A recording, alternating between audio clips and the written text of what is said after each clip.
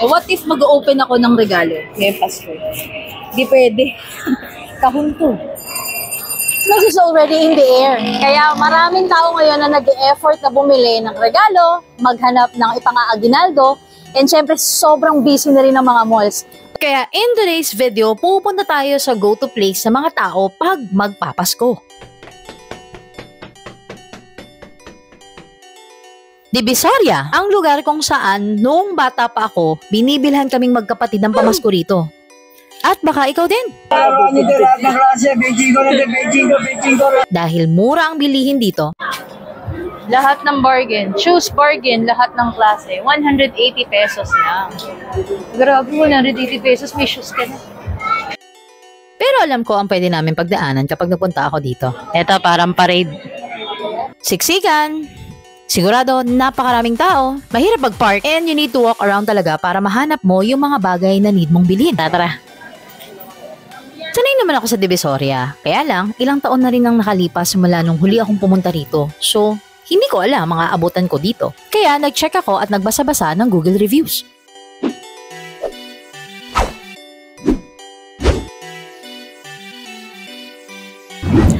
So, isa sa mga review na nakita ko from a local guide na binigay niya sa Google review is Divisoria Mall has different store.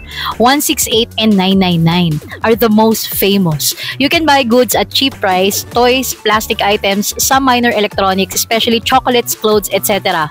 Beware of thieves. Sabi niya, 3 stars. Well, actually, ang Divisoria Mall is different from 168 and 999. Kaya, yun yung pupuntahan natin ngayon, Divisoria Mall. Another review na binigay ng isang sa mga local guide sa Google review, sabi niya, not clean and always crowded when open. You can bargain if you like to bargain. Tutuban has more scammers. Be always aware of your surrounding. Always keep your possessions to yourself. Don't trust everyone and their mama. Be safe. Ano daw? Mama?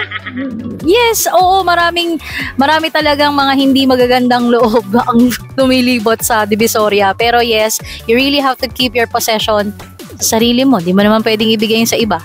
Ang pinagtataka ko lang, bakit siya nagbigay ng ganitong review. Next review from another local guide. Sabi niya, disrespectful personal food is not clean.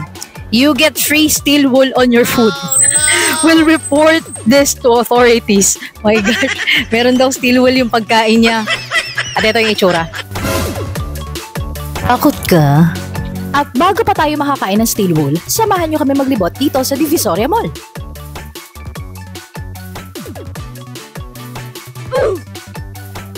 Isa sa mga rason bakit ako nagpunta dito ay susubukan kong hanapin ang mga laruan na nabibili ko nung bata pa ako. Wala akong idea kung mahahanap ko siya, kaya I will try my best. Dito tayo, tingin tayo rito. Sana dito meron na. Eto. Let's see. Ah, here. Nakapaglaro ka ba nito ng bata ka? Medyo. Ito, ginagawa ng tatay ko lang to eh. Oops, may napansin ako dito. Sabi kasi, huwag ikamot sa libag nyo, kundi naman dibilhin ang kukulit na mga kamay. Huwag daw ikamot, oo nga naman. Kundi mo bibilhin, ba't may i-check? Habang naghahanap ako ng kailangan ko, nalilibang din ang mata ko sa mga panindang nadadaanan ko. May bags, Christmas lights, novelty items, iba't ibang laruan, gamit sa bahay, at kung ano-ano pa. Pero hindi ko pa rin nakikita ang hinahanap ko. Uy, pabunot!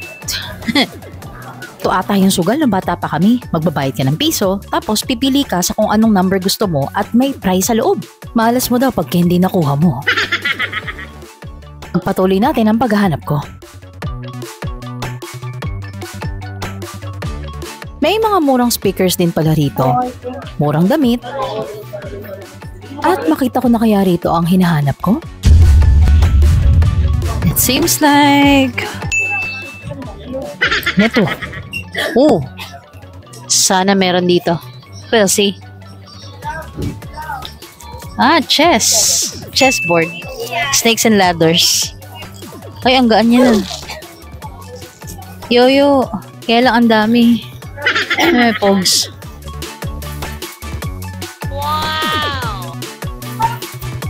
Mukhang marami rito. Nakakita rin ako ng iba't ibang pang giveaways at stuffed toys. May nakita na naman ako na ibinalik ako sa kabataan ko. Mami, nakita mo ba si Jennifer? Bukod dyan, eto din. Ang bigat niya. Ito yung may ano, di ba? Bulitas. Ito yung may bulitas. Pero bigo pa rin akong makita ang hinahanap ko. Ano ba naman kasi yun, Rose? Ito, pero ibang gun ang nakita ko. Nakakuha na ako yun.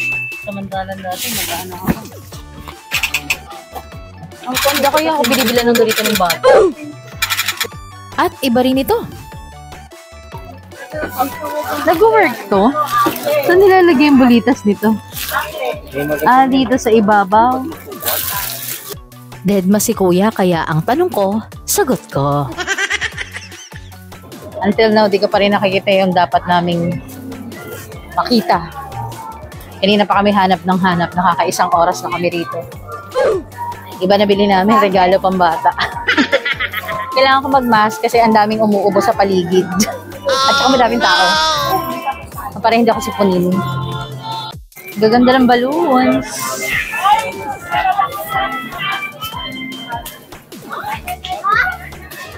Kaya lang, di balloons hinahanap ko eh. Ilan? Hindi na kayo ate. Ito na kaya ang hinahanap namin? Oh, ang daming laruan. Parang iba na talaga yung mga laruan ngayon, no? Wala naman nito dati. Siyempre, 2023 na, di ba? Hinahanap natin 90s kids. Tingnan mo yung yoyo, iba na. Hindi naman ganito yoyo dati. Di ba? At yes, nakakita na naman ako ng baril. Kaya lang, Even barrel. This is not what we're looking for na gun. Hindi ito yung hinahanap natin na barrel. Pero we still keep on looking. Iba na yung color niya eh. Tsaka maliit na siya. gutom na kasi ako kaya ang dami kong comment. Marami pang iba't ibang laruan ako nakita, katulad ng mga ito. Ito plastic balloon, no? Pero iba na siya from dati. 60 pesos yung isang banig nito. Ito 100 pesos pag malaki. Never ko pa na-experience yung malaking plastic balloon. Oh, may dinosaur, may farm animals. Farm animals. Tapos may wild animals. Wild animals, farm animals. Meron ding underworld, underwater. Underworld, world underwater. Mukhang wala rin dito Mukhang mahirap hanapin yung mga toys na needed natin. Dahil wala kaming makita dito sa loob ng Divisoria Mall, kailangan naming lumabas. Wala na tayong choice, kailangan na nating lumabas. Malamang sa labas natin makita yung hinahanap natin. Tara! At kahit siksikan, pupuntahan natin ito yung isa sa pinaka-nostalgic na store dito sa Divisoria. Andings!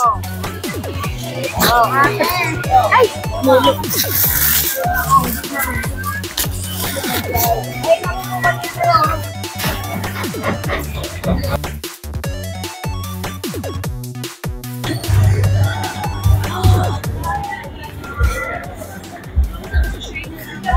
is our toy kingdom.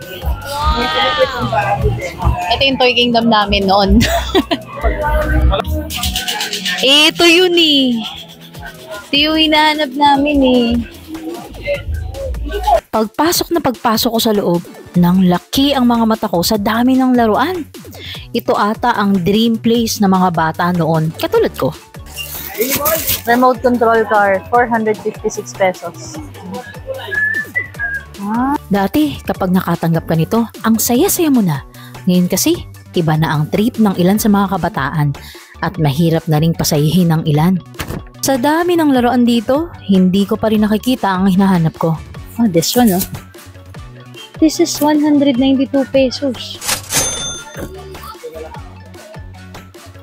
192 pesos.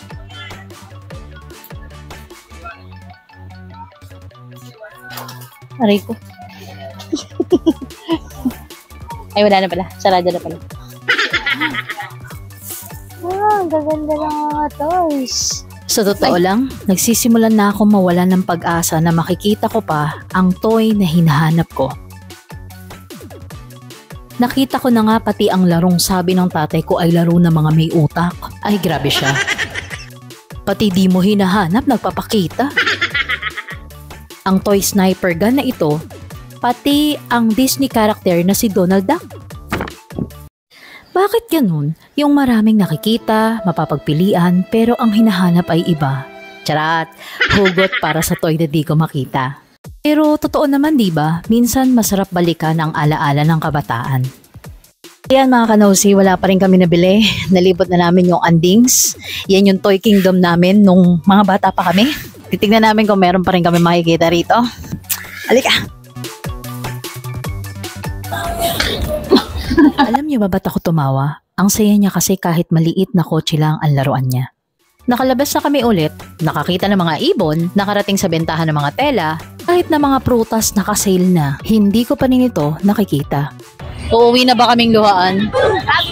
Yung pagod ka na, amoy bilasa ka pa. Nag-decide na kaming umuwi hanggang sa... Nakita ko na siya, finally! Yes! Sa wakas, nakita ko rin ang hinahanap ko na laruan. Ito na siya. Kailangan ko na lang yung bullet niya. Yung ring. Yay! Naglakad kami ng konti at ito naman ang nahagilap namin. Ito yung bala ng baril. Saya yarn. Sa haba man ng aming nilakad, kung saan-saan man napadpad, ang hinahanap na laruan ay aking pa ring natupad. Kung iniisip mo, pwede ko naman itong bilhin online. Pero I personally wanted to do shopping physically. Iba kasi yung happiness na dinudulot nito sa akin. I ask people around kung anong prefer nilang makuha pag Pasko. Pera? Oo. O gamit? Yes. O, charot lang yan. Ito talaga ang totoong nangyari. Ano yung preferred nyo na regalo? Pera o gamit? Gamit. Gamit. Eh kung halimbawa kayo naman yung magbibigay, pera o gamit? Ako kasi gamit eh. Mas preferred mo ang gamit. Bakit Mas po? appreciated mo kasi kunyari yung gamit. Para sa akin. Ano lang? Gamit. Gamit. Bakit? Hindi ko mas katanggapin. Ah, okay. Kasi yung pera, ano lang yan. Hindi lang yan. Hindi mas maganda pa rin yung material ng bagay. Yeah, and kasi kinikita naman eh, no? Gamit o pera? Pero kasi mga karoy ko po ng mga gamit na mas gusto mo. Na mas gusto mo. Nice. Gamit o pera? Gamit. Bakit? Kasi yung gamit na pipiliin mo kung sa ibang bagay pwede mo Ulit na. Kahit ano pa ang matanggap mo sa Pasko, kay pera o regalo, lagi nating alalahanin bakit may Pasko.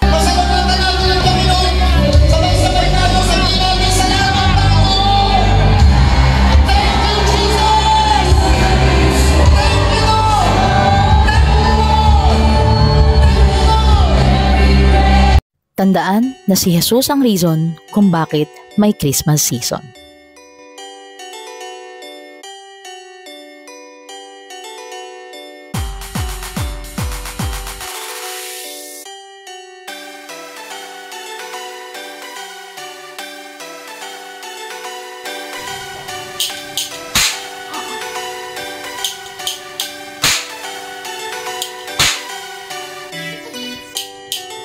Happiness is a choice, and thank you for watching!